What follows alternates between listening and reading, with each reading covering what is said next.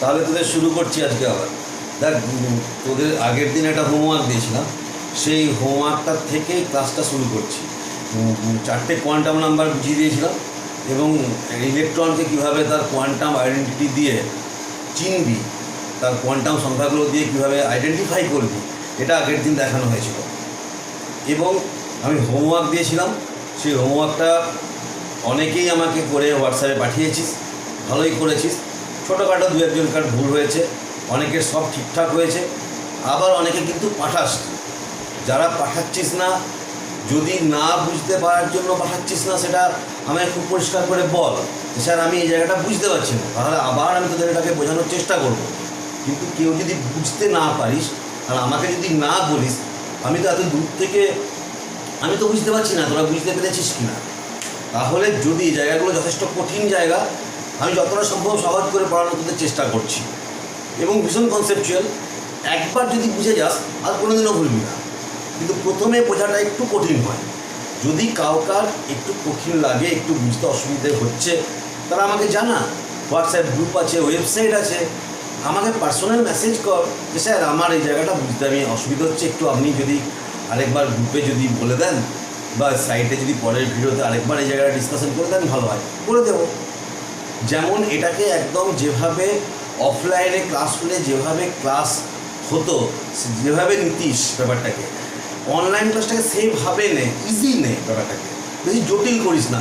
নেটটা দুদিন স্লো আছে, ঠিক আছে, সে সমস্যা মিটে যাবে, থার্ড 3 মিটে যাবে। 1 মাস ধরে টানা নেট স্লো থাকবে না, সেটা ভয়ঙ্কর একটা ব্যাপার হবে, অনেক বড় দুর্যোগ হলে হয়তো হতে পারে। তাহলে নেটটা চলে আসবে, একদিন নেটটা স্লো বলে বিরাট কিছু তো সমস্যা হবে না, তারপরের দিন তুই ট্রাই করতে পারবি, তাছাড়া তারপরের দিন ট্রাই করতে পারবি। কিন্তু বুঝতে না পারলে কিন্তু চাপে। তুই বুঝতে পারছিস না যখন আমাকে বল যে স্যার, খুব পরিষ্কারভাবে বল যে স্যার আমি এই জায়গাটা বুঝছি না, আরেকবার আপনি বলুন, কি আরেকবারটি আপনি গ্রুপে লিখে দিন, আমাকে যেভাবে হোক বুঝিয়ে দিন ব্যাপারটা, এই পার্টটাই বুঝতে পারছি না। যদি অতটা লিখতে না পারছিস, ভয়েস মেসেজ কর, কিন্তু বুঝতে হবে। আমি অনেকের কাছে হোমওয়ার্ক পাইনি তাই বললাম। আর যদি কেউ পড়ার চেষ্টাই করছিস না, ব্যাপারটাকে বোঝার চেষ্টাই করছিস না, তাদের জন্য কিন্তু গার্জেনের কাছে আমার ফোন যাবে। হোমওয়ার্কের ব্যাপারে আমি কিন্তু নির্মম, এটা তোমরা 12-এর দাদা দিদিদের কাছে জেনে নিতে পারো, বা অনেক সিনিয়র ছেলেমেয়েরা তোমাদের পরিচিত আমার কাছে পড়েছে, এটা কিন্তু আমি বলে দিচ্ছি। আমি একজনকেও পড়াবো, কিন্তু সিরিয়াস স্টুডেন্ট চাই। যদি আমার সব স্টুডেন্ট যদি তোরা যদি বেশিরভাগ আমাকে ছেড়ে দেয় আর একজন যদি আমার কাছে পড়ে, ওই একজনের জন্যই সারা বছর মানে 2 বছর ওয়েবসাইট চলবে, তাতে আমার যত টাকা খরচ হোক, এটা তোদেরকে আমি বলতে পারি। কিন্তু সিরিয়াস স্টুডেন্টদের জন্য আমি 24 ঘন্টা তাদের সাথে আছি। পড়াশোনা না করলে আমি কিন্তু গার্জেনকে ফোন করব, এটা কিন্তু বলে দিচ্ছি।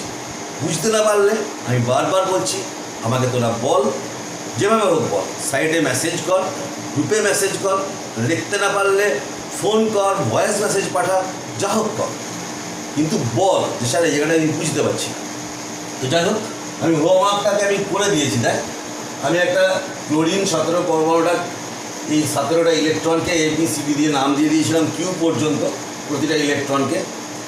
সেই ইলেকট্রনগুলো কী করে এরকম করে লিখেছিলাম সেটাও আরেকবার মনে করিয়ে দিই, যে প্রথম কক্ষপথের একটাই উপকক্ষ, প্রথম কক্ষপথের একটাই উপকক্ষ 1s, দ্বিতীয় কক্ষপথের 2s আর 2p, থার্ড অরবিটের 3s 3p আর 3d ইত্যাদি। 4 নম্বরের 4s 4p 4d 4f ইত্যাদি হবে। যত যত নম্বর কক্ষপথ অর্থাৎ প্রিন্সিপাল কোয়ান্টাম নাম্বারের মান যত, নাম্বার অফ সাবসেল ততই হবে, ততগুলি সাবসেল থাকবে। প্রথম কক্ষপথের একটা সাবসেল বা উপকক্ষ, দ্বিতীয় কক্ষপথের 2টো উপকক্ষ, থার্ড অরবিটের 3টে সাবসেল, 4 নম্বর অরবিটের 4টে সাবসেল হবে ইত্যাদি। 5 নম্বরের 5টা হওয়া উচিত, 6 নম্বরের 6টা হওয়া উচিত। কিন্তু দেখবি এর আগের দিন তোদের আলোচনা গ্রুপেও, আমাদের সাইটেও রিমার্ক সেকশনে আলোচনা হয়েছে যে আমাদের 4 নম্বরের পর আমরা ধরে নিই যে সব অরবিটগুলোর সাবসেলের সংখ্যা 4। প্রকৃতপক্ষে 5 নম্বর কক্ষপথের সাবসেলের সংখ্যা 5, ধরে নেব 4। যদি 100 নম্বর কক্ষপথ হয়, তার উপকক্ষের সংখ্যা হবে 100, আমরা ধরে নেব 4, কারণ ওই বাকি উপকক্ষগুলো আমাদের আর দরকার পড়ে না। বুঝে গেল? তাহলে এখন দেখ, আমি এই হোমওয়ার্কগুলোকে আমি এখানে লিখে দিয়েছি, তোরা এই ভিডিওটাকে স্টপ করে লিখে নিতে পারিস। দেখ, এ বি সি ডি করে কিউ লিখে দিয়েছি। এ বির এনগুলো 1, এল এর এ বি এর এনগুলো 1, C D E F G H I J পর্যন্ত 2 এর 2 নম্বর কক্ষপথ। এনটা হচ্ছে এইটাকে এন, এগুলো এন, স্মল এন এটা।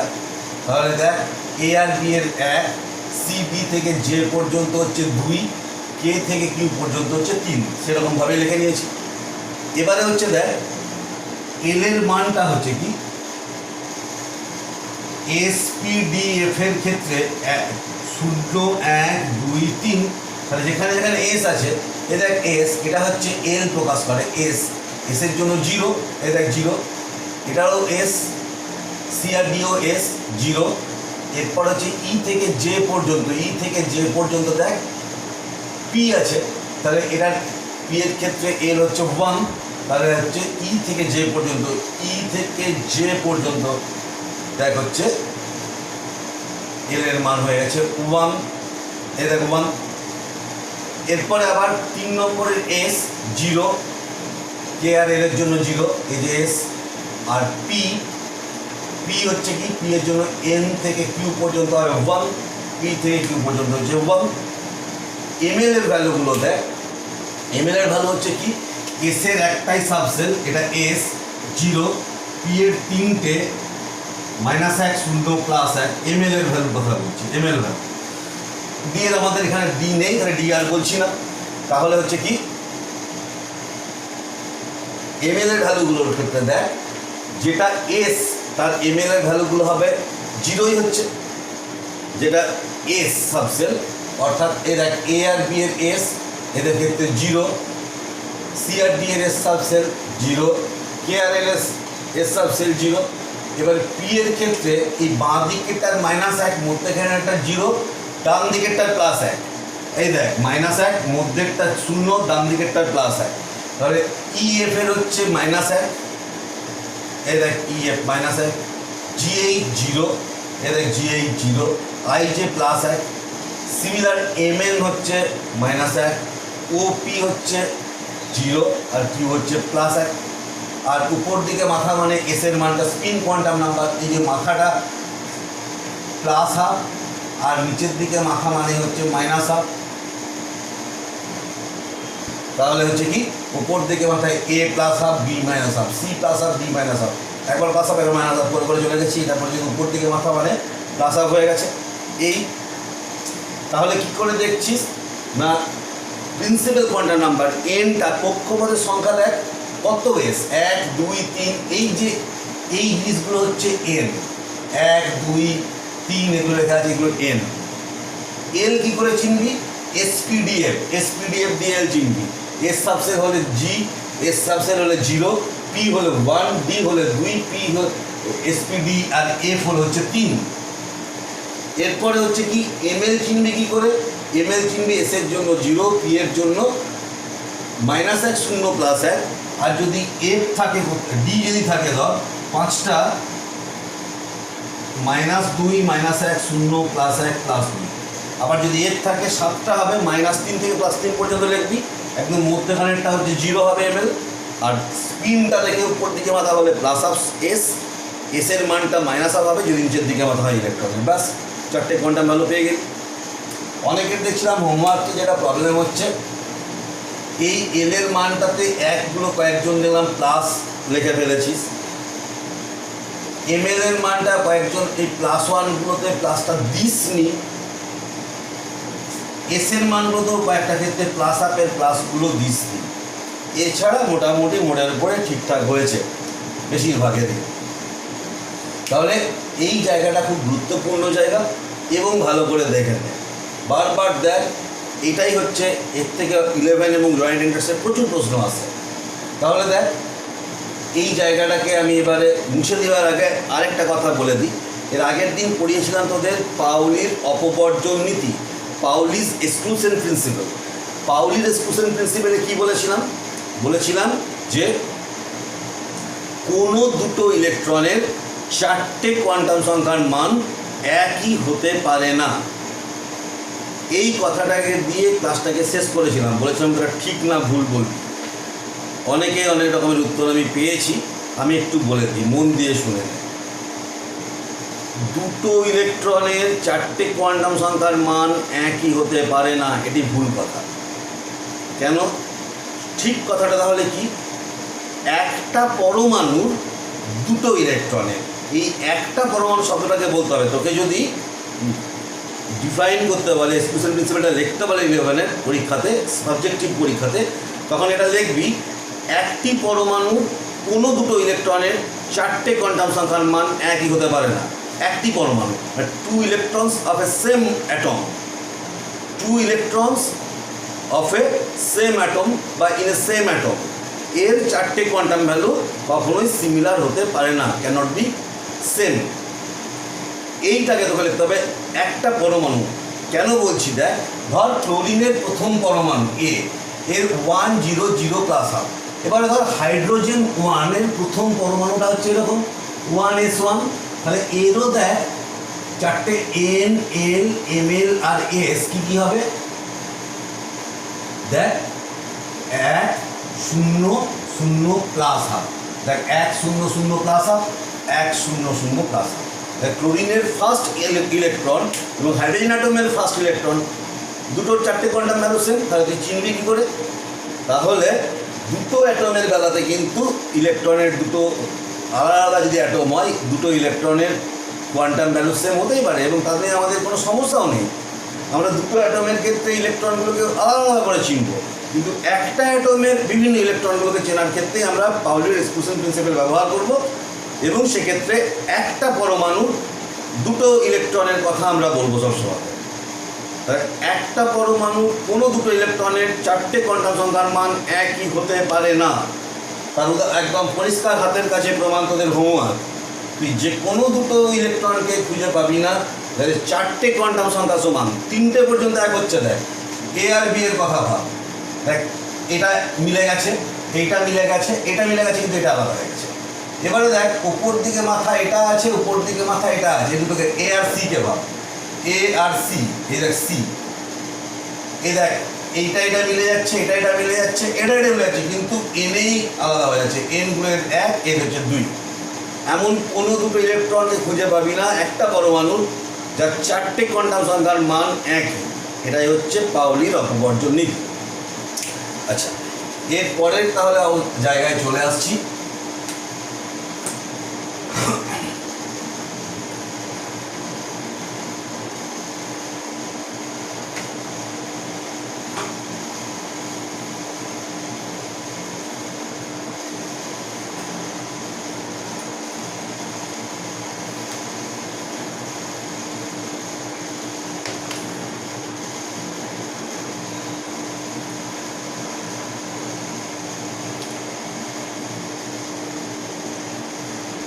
Hund's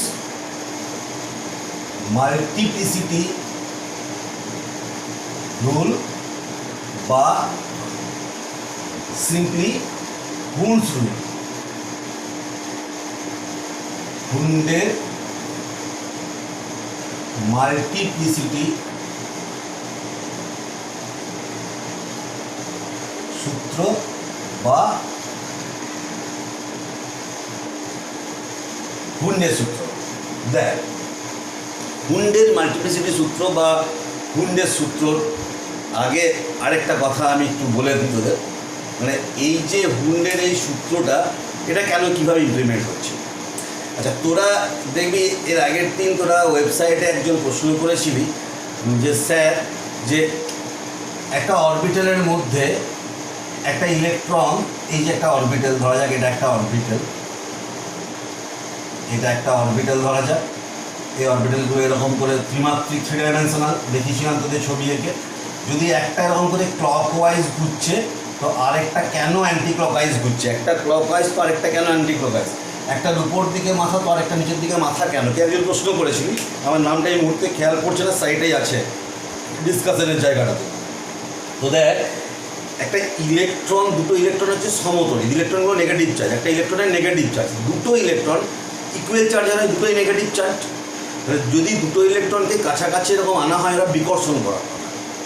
এখন হচ্ছে কি, একটা ইলেকট্রন যদি ক্লকওয়াইজ ঘুরে আর একটা ইলেকট্রন যদি অ্যান্টি ক্লকওয়াইজ ঘুরে, এই যে ক্লকওয়াইজ, এটা ক্লকওয়াইজ ঘুরছে, দেখ এটা ক্লকওয়াইজ ঘুরছে, ক্লকওয়াইজ ঘুরছে ঘড়ির কাঁটার দিকে, আর অ্যান্টি ক্লকওয়াইজ ঘুরছে। তাহলে একটা ইলেকট্রন এভাবে ঘুরছে, একটা ইলেকট্রন এভাবে ঘুরছে। এইভাবে ঘুরলেই বিকর্ষণটা আটকে যাচ্ছে। যদি একই দিকে ঘুরতো, একরকমই একটা তড়িৎ ক্ষেত্র, একই রকমের তড়িৎ ক্ষেত্র দুজনেই তৈরি করতো। তাতে কী করতো, দুজনকার বিকর্ষণ সীমার মধ্যে চলে আসতো। এতে কি হচ্ছে, এই বিকর্ষণটা আর হচ্ছে না। দুটো ডিফারেন্ট ইন্টারাকশান, দুটো ডিফারেন্ট ইলেকট্রিক্যাল ফিল্ড, দুটো ভিন্নমুখী বিভিন্ন ডাইরেকশনের, ডিফারেন্ট ডাইরেকশনের ইলেকট্রিক ফিল্ড বা তড়িৎ ক্ষেত্র তৈরি হচ্ছে। তার ফলে বিকর্ষণটা আটকে যাচ্ছে, বিকর্ষণটা হচ্ছে না। এই বিকর্ষণটা থেকে মুক্তি পাওয়ার জন্যই এই স্পিন কোয়ান্টাম নাম্বারের ক্ষেত্রে দুটো ভিন্ন ভিন্ন ডাইরেকশন ফলো করছে, এবং সেটা পাউলির অপবর্জন নীতিতে সেটা এই ঘটনাটাকে সমর্থন করছে, সাপোর্ট দিচ্ছে। দেখ, কারণ যদি দুটোর একই দিকে স্পিন হতো, তাহলে কোয়ান্টাম নাম্বারগুলো সেম হয়ে যেত, স্পিন কোয়ান্টাম নাম্বার সেম হয়ে যেত, তখন পাউলির অপবর্জন নীতিটা কিন্তু আর টিকত না। তাহলে এবারে দেখ, এবার হুন্ডের মাল্টিপ্লিসিটি সূত্র কী বলছে।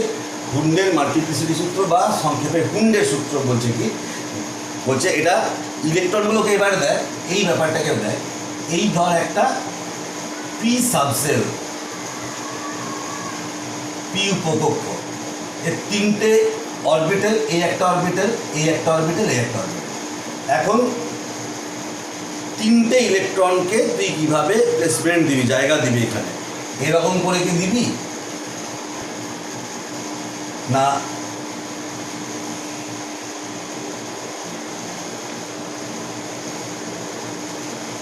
এরকম করে দিবি, নাকি এরকম করে দিবি, কিভাবে দিবি? এই প্রশ্নের উত্তরটা দিচ্ছে হুন। এতক্ষণ পর্যন্ত কিন্তু কোনো কথাই সম্পর্কে বলা হয়নি, এবং তুই কোয়ান্টাম নাম্বারের যে ধারণা এখনো পর্যন্ত পড়লি, তা দিয়ে এই তিনটেকে হুন্ডের মাল্টিপ্লিসিটিতে না আসা পর্যন্ত তুই কোনোভাবেই তিনটের মধ্যে কোনটা ভুল আর কোনটা ঠিক বলতে পারিস না। হুন্ডের মাল্টিপ্লিসিটিতে এসেতে কিন্তু খুব সহজেই কোনটা ঠিক কোনটা ভুল খুব সহজেই বলে দিতে পারবি। হুন্ডের মাল্টিপ্লিসিটি তো কী বলেছে দেখ, হুন বলছে কি, বলছে যতক্ষণ সোলং একটা সাবসেলের ফাঁকা কক্ষক থাকবে, ভেকেন্ট অরবিটাল থাকবে, একটা সাবসেলের ভেকেন্ট অরবিটাল থাকবে, ততক্ষণ ইলেকট্রনগুলো আনপেয়ার্ড স্পিন, অযুগ্ম ঘূর্ণন, মানে একা একা থাকতে চাইবে, আনপেয়ার্ড স্পিন মেনটেন করবে বা অযুগ্মভাবে থাকতে চাইবে। কতক্ষণ না, যতক্ষণ ফাঁকা কক্ষক, একটা উপকক্ষের ফাঁকা কক্ষক অ্যাভেলেবেল থাকবে। যতক্ষণ ফাঁকা কক্ষক থাকবে ততক্ষণ পর্যন্ত তারা জোড়বদ্ধ হবে না। অর্থাৎ দেখ, এইখানে দেখ ফাঁকা কক্ষ থাকা পর্যন্ত জোড়বদ্ধ হয়েছে, এটা ভুল। কী হলো, কারণ এখানে ফাঁকা কক্ষ, কিন্তু এটা ভুল। এই দুটোর মধ্যে কোনটা ভুল? এবারে হুন্ডের যে উপরুল, সাব রুলগুলো আছে, যেগুলো উপনিয়ম যেগুলো আছে, সেখানে বলছে কি, দুটো কথা মনে রাখবি, যে যখন এই প্যারালাল স্পিনটা কখন হবে, প্যারালাল স্পিন হবে যখন আনপেয়ার্ড ইলেকট্রনের জন্য। প্যারালাল স্পিন মানে হচ্ছে একই রকমের ঘূর্ণন, বাংলায় লিখে দিই, একই ঘূর্ণন, উপর দিকে মাথা কি নিচের দিকে মাথা, একই ঘূর্ণন দেখাবে আনপেয়ার্ড স্পিন, মানে অযুগ্ম ইলেকট্রনের ক্ষেত্রে। মানে অযুগ্ম মানে হচ্ছে কি, একা সিঙ্গেল একা ইলেকট্রন। অযুগ্ম ইলেকট্রনের ক্ষেত্রে আনপেয়ার্ড স্পিন মেনটেন করবে, প্যারালাল স্পিন হবে। একই আনপেয়ার্ড ইলেকট্রনের ক্ষেত্রে প্যারালাল স্পিন, একই রকমের ঘূর্ণন, ঠিক আছে। আর অপোজিট স্পিনে জোড়বদ্ধ হবে, পেয়ার আপ হবে। পেয়ারিং অফ ইলেকট্রন মানে ইলেকট্রনের পেয়ারিংটা হবে অপোজিট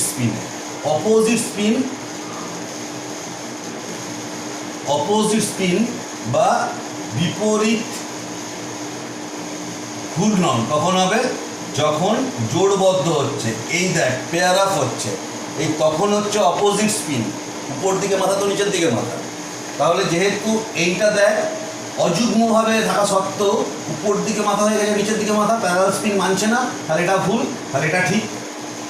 বুঝতে পারলি?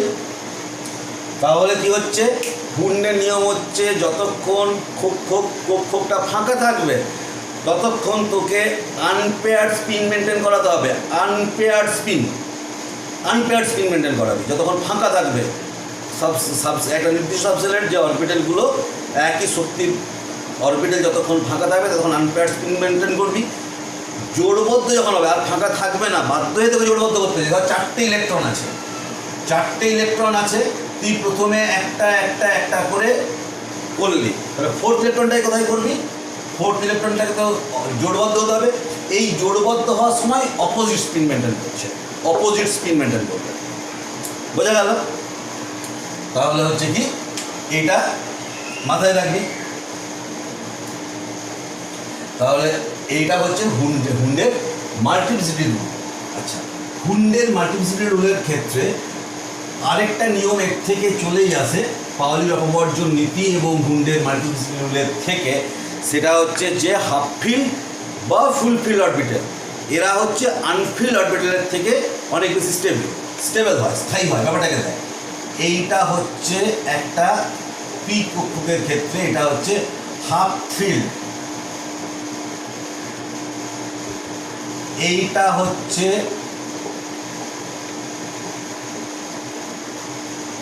ফুল ফিল্ড।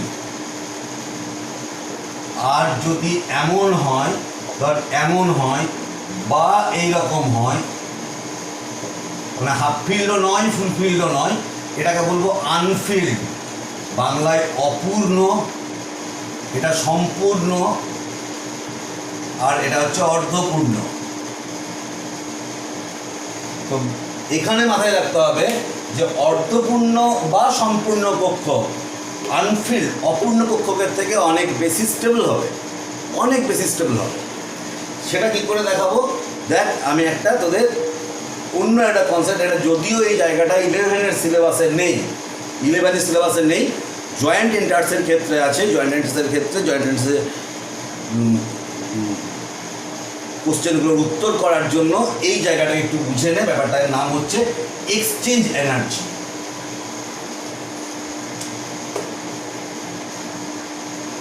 এক্সচেঞ্জ এনার্জি হচ্ছে কি, এক্সচেঞ্জ এনার্জিটা দেখ কেমন, যে ইলেকট্রনটাকে এক্সচেঞ্জ, এই যে ধর এখন কথা হলো 1 2 3 4 5,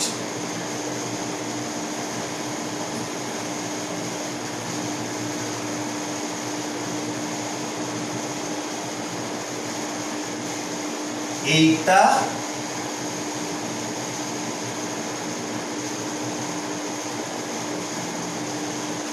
এই দুটোর মধ্যে কে বেশি স্টেবল? তাহলে যে ইলেকট্রনগুলো যে যত ভালোভাবে থাকতে পারবে সে তত বেশি স্টেবল হবে। ব্যাপারটা দেখ, হুন্ডের যে নিয়ম, হুন্ডের নিয়মটা হচ্ছে কি, খুব স্বাভাবিক নিয়ম। যারা হোস্টেলে বা মেসে থাকার অভিজ্ঞতা আছে তাদের, এই লকডাউন যদি না থাকতো তাহলে অনেকেরই হয়ে যেত। ধর একটা বিল্ডিংয়ের একটা রুমের মধ্যে একটা রুম, সেই রুমটাতে 3টে বেড, একই রকমের ফেসিলিটির 3টে বেড। তোরা 3জন, একটা বেডে 2জন করে থাকতে পারিস। এবারে 3জন বন্ধু পেলি রুমটাতে থাকার জন্য। এখনও নতুন ছেলেগুলো এখনও, আর পরে আরও ছেলে আসবে, এখনও মেসে বা এই হোস্টেলটাতে সব ছেলেগুলো এসে জোটেনি। তোরা অনেক আগে বাঁকুড়ায় চলে এসেছিস, হয়তো একটা মেস বাড়িতে আছিস, প্রতিটা বেডে 2জন করে থাকতে পারে। ওই বড়ো একটা রুমের মধ্যে 3টে বেড আছে। তো কীভাবে থাকবে? একটা বেডে 2জন থাকবে, আরেকটা বেডে 1জন থাকবে, আরেকটা বেড ফাঁকা থাকবে, এরকমটা হবে না? কী করবি? প্রথমে যে এলি সে সব থেকে দেখে নিলি কোনটা এক চোখে, যে কোন বেডটা থেকে ভালো, ব্যাগটাকে ফেলে দিয়ে বলে এটা আমার বেড। দ্বিতীয় জনের অপশান নেই, দুটো, একটা অপশান অফ হয়ে গেছে আর দুটো, সে তখন আরেকটা বেডে চলে গেল। দুটোর মধ্যে যেটা মোটামুটি ভালো দেখতে পাচ্ছিস এক চোখে। থার্ড জনের ক্ষেত্রে অপশান নেই, সে বাধ্য হয়ে আরেকটা বেডে চলে যাবে। এমনটা তখন হবে না, একটা বেড ফাঁকা আর একটা বেডে তোরা দুজনে খুব কষ্ট করে শুয়ে আছিস, এমনটা হবে না। ইলেকট্রনগুলোর নেচারগুলো ঠিক তোদের মতো, ওরাও কখনোই জোড়বদ্ধ এরকম হতে যাবে না যতক্ষণ না একা থাকবে। এরপরে কী হচ্ছে দেখ, একটা বেডে তুই যদি একটা 3জনে আছিস, একটা রুমের মধ্যে 3টে বেড, 3টে বেডের মধ্যে 3টে বেডে 3জন আছিস। এবারে আর কী হচ্ছে যে আরেকটা বেডে আবার একটা কন্ডিশন, আরেকটা রুমে 3টে বেডে 2জন আছিস। তাহলে কী হচ্ছে যে 3টে বেডে 3জন আছিস, দেখবি ধর যদি নতুন আরেকটা দুটো পাশাপাশি রুম, একটা বেডে তোরা 3টি বন্ধু 3টি বেডে আছিস, পাশের রুমটাতে দুজন বন্ধু, 3টে বেডের মধ্যে 2টো বেডে আছে, একটা বেড ফাঁকা।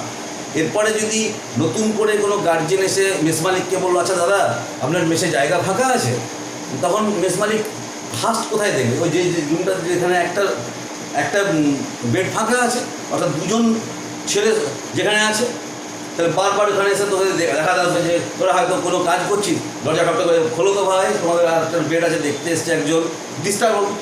তাহলে কি হচ্ছে, স্টেবিলিটি কোথায় আছে? যেখানে অন্তত ভর্তি হয়ে আছে, হাফ ফিল্ড বা ফুল ফিল্ড, সেখানে পরে অন্তত এসে মেস মালিক জানবে। আগে যেখানে আনফিল্ডের জায়গাতে অনেক বেশি ডিস্টার্ব হবে। তাহলে স্টেবিলিটির দিক থেকে সবসময় হাফ ফিল্ড এগিয়ে আছে। এটাকে আমি স্বাভাবিকভাবে আমাদের সামাজিক নিয়মের কথা বললাম, সোশ্যাল যে রুলসের কথা বললাম, এবারে সায়েন্টিফিক রুল, কেমিস্ট্রি রুলের কথা বলছি। তাকে এক্সচেঞ্জ এনার্জি, এই দুটো ইলেকট্রন কি করতে পারে? প্লেস চেঞ্জ করতে পারে, এখানে তাহলে এক্সচেঞ্জ হতে পারে, নিজের জায়গা পরিবর্তন করে এখানে যেতে পারে, বা এর জায়গা পরিবর্তন করে তখন এখানে যাবে। তাহলে এক্সচেঞ্জ হচ্ছে ওয়ান এক্সচেঞ্জ, একটাই মাত্র এক্সচেঞ্জ হবে। কিন্তু এখানের ক্ষেত্রে কটা এক্সচেঞ্জ হবে? তাই এই প্রথম ইলেকট্রনটার কথা ভাব, এটাকে আমি অন্য কালারের পেনের সাহায্যে দেখাচ্ছি। আমি যার এক্সচেঞ্জ করাতে চাইছি, আমি এই ইলেকট্রনটার এক্সচেঞ্জ করাতে চাইছি। এটা নীল কালারের পেনটা দিয়ে, তোদের ভিডিওতে নীল আর কালোটা প্রায় কাছাকাছি লাগছে, আমি একটা লাল পেনও ব্যবহার করবো, তাহলে সুবিধা হবে। দেখ এক্সচেঞ্জগুলো কেমনভাবে হচ্ছে। তাহলে এই 4টের সঙ্গে এক্সচেঞ্জ করতে পারে, তাহলে হচ্ছে টোটাল 4 এক্সচেঞ্জ। 4বার জায়গা পরিবর্তন করছে এই ইলেকট্রনটা। এই জায়গায় না থেকে এই জায়গায় রাখতে পারে, অথবা এই জায়গায়, অথবা এই জায়গায়, অথবা এই জায়গায়। এবারে দেখ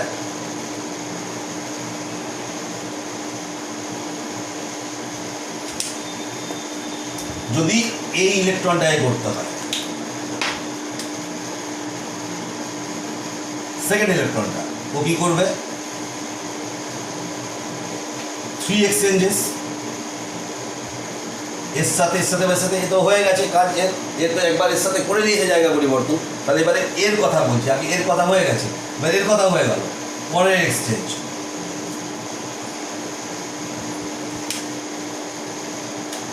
এর কথা বলছি,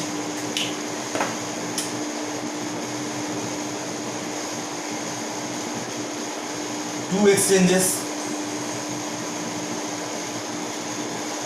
ফাইনালি এর কথা বলছি।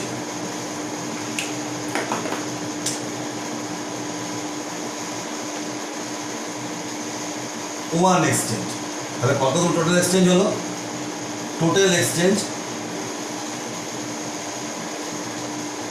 3 + 2, 4 + 3 + 2 + 1, 4 × 3 = 2, মানে 10টা এক্সচেঞ্জ হলো।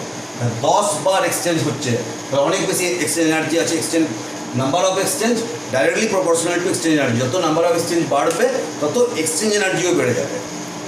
এক্সচেঞ্জের সংখ্যা, জায়গা পরিবর্তনের সংখ্যা যত বৃদ্ধি পাবে, এক্সচেঞ্জ এনার্জিটা তত বেশি, তত স্থায়িত্ব বেড়ে যাবে। সেই হিসাবে দেখ, এটা হাফ ফিল্ড, এটা আনফিল্ডের থেকে অনেক বেশি স্থায়ী। তাহলে এটাকে হচ্ছে কুন্ডের সূত্র। কুন্ডের সূত্রের পরে আমি চলে যাব, এরপরে চলে যাব আব্বাউল।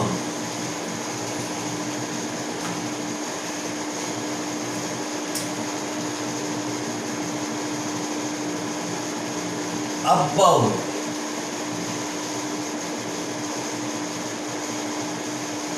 দেখ, এটা একটা মজার কথা বলি, তারপরে তোদের আব্বা রুলটাকে আমি বলবো।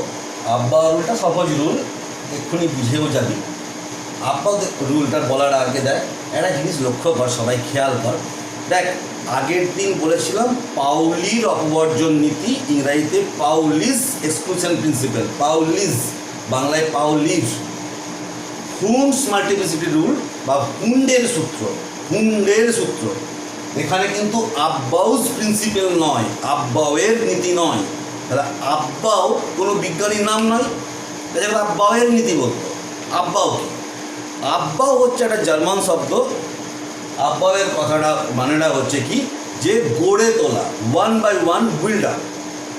একটা বিল্ডিংকে যেমন ইটের পর ইট সিজে, একটা দেওয়ালকে ইটের উপরে ইট, তারপরে ইট দিয়ে সাজিয়ে একটা দেওয়াল তোলা হয়, সেরকম একটা ইলেকট্রনের উপর ইলেকট্রন, ইলেকট্রনের পর ইলেকট্রন চাপিয়ে আমরা একটা পরমাণুর ইলেকট্রনীয় বিন্যাসকে গড়ে তুলব, বিল্ড করব, একটা বিল্ড আপ হবে। 1/1, সেটাকেই আমরা বলবো, এটাকে আমরা আব্বাও, জার্মান টার্ম এটাকে বলা হয় আব্বাও, সেখান থেকে এসছে আব্বাও রুল। এই আব্বাও রুলটা হচ্ছে কি অনেকজন বিজ্ঞানীর দেওয়া, তার মধ্যে অন্যতম বোর আর বারি বলে একজন বিজ্ঞানী, তার মধ্যে আমি উল্লেখ করছি নামটা, তো বোর আর বারিরও দেওয়া আছে। তাহলে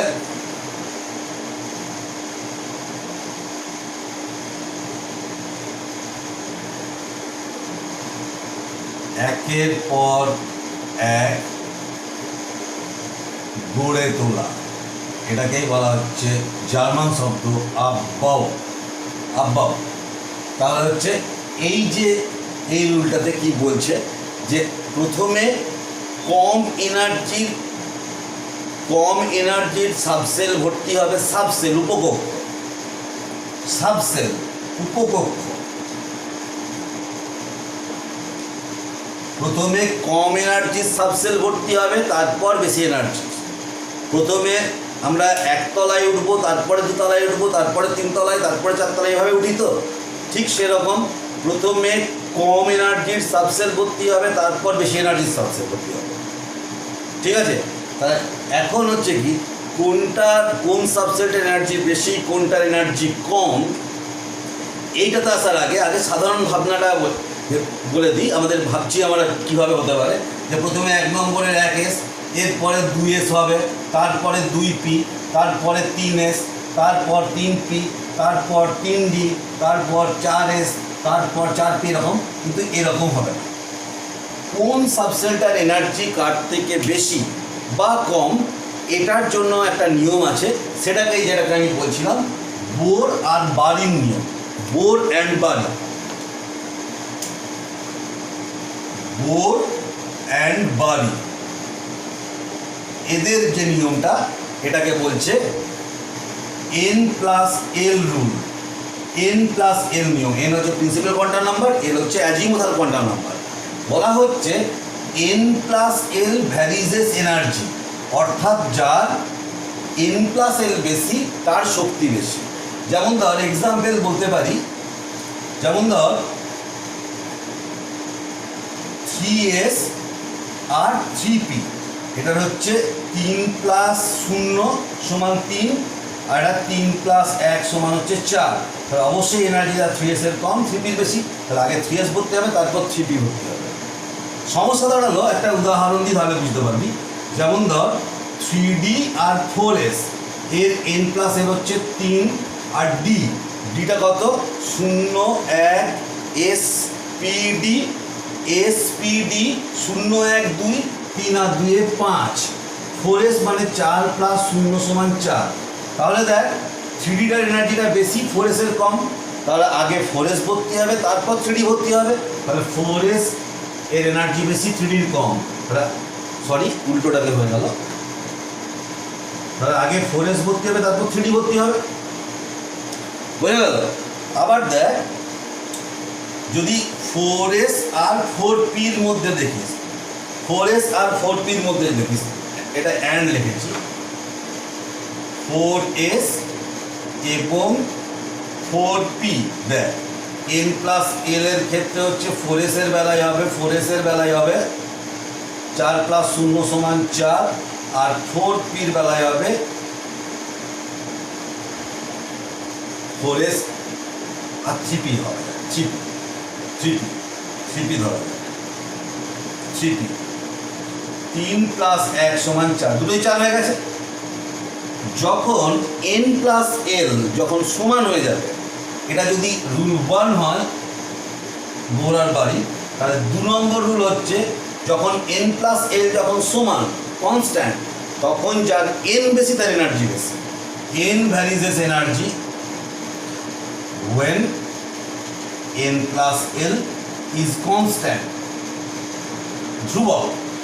তাহলে n যত বেশি তার শক্তি তত বেশি, যখন n+l এর মান ধ্রুবক, সেম।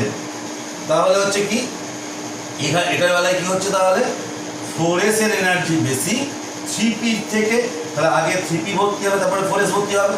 তাহলে এরপরে যদি তোকে এটা 2, 5, 7টা ইলেকট্রন যাতে তাদের ক্ষেত্রে ঠিক আছে, যদি তোকে বলে যে যার 32 নম্বর ইলেকট্রন আছে তার ক্ষেত্রে এইভাবে বার করো, তোর এসব করতে গেলে ভুল হয়ে যাবে। যদি জয়েন্ট ইন্টারেস্টের ক্ষেত্রে তোকে বলবে যে 95 নম্বর মৌলটার 95 নম্বর তার পরমাণু ক্রমাঙ্ক অ্যাটমিক নাম্বার 95 কি 107, তার ক্ষেত্রে বলো যে তার ইলেকট্রনিক কনফিগারেশন কী হবে, তাহলে সেক্ষেত্রে ইলেকট্রনিক কনফিগারেশন তুই যদি এইভাবে বার করতে যাস ভুল হয়ে যাবে।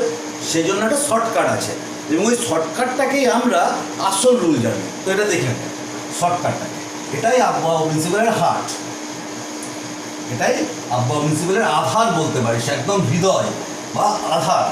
সেটা কেমন না, এরকম করে সাবসেলগুলোকে এরকম গোল গোল করে বইয়ের ছবিটা খুব পরিচিত ছবি, তোরা দেখতে পাবি বইয়ে।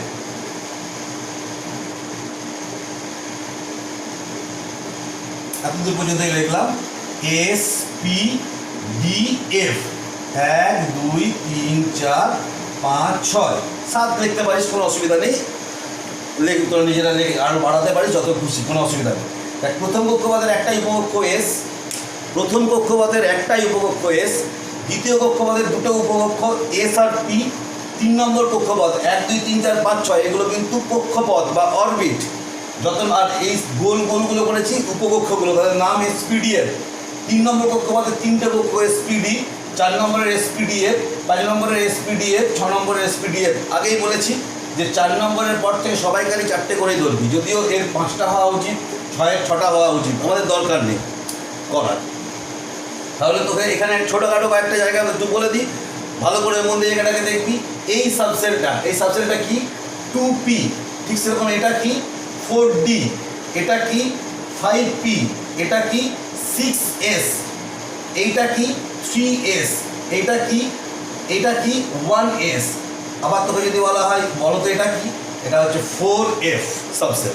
বোঝা গেল? তাহলে এবারে